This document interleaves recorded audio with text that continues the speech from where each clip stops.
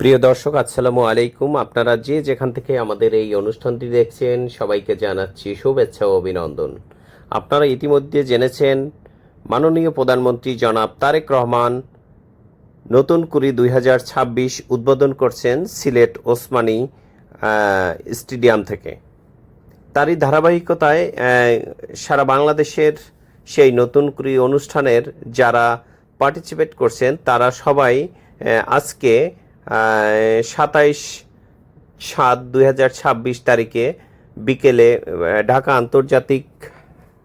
Dhaka army স্টেডিয়ামে এটির সমাপনী অনুষ্ঠান শেষ করেন মাননীয় প্রধানমন্ত্রী জনাব তারেক রহমান।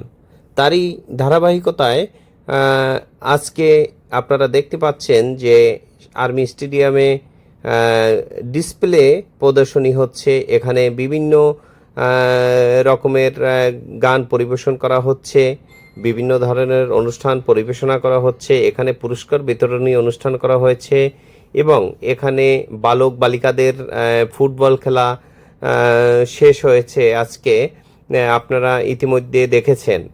তারই ধারাবাহিকতায় আমরা আজকে আপনাদের দেখাচ্ছি একটি ডিসপ্লে অনুষ্ঠান চলছে। সেই ডিসপ্লে অনুষ্ঠানে বিভিন্ন স্কুলের শিক্ষার্থীরা বিভিন্ন তালে তালে তারা নেচে মাননীয় প্রধানমন্ত্রী জনাব তারেক রহমান সহ যারা অতিথি আছেন সবাইকে সেই ডিসপ্লে অনুষ্ঠানটি দেখানোর তারা ব্যবস্থা করেছেন।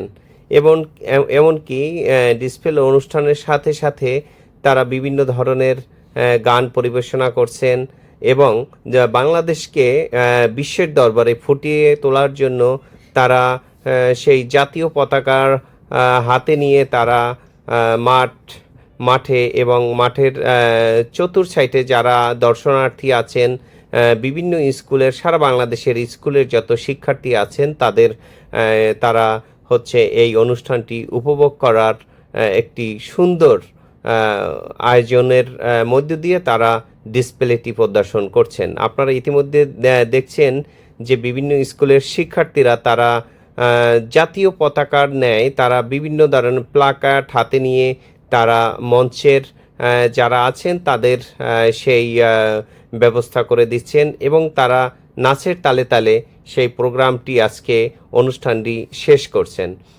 আপনার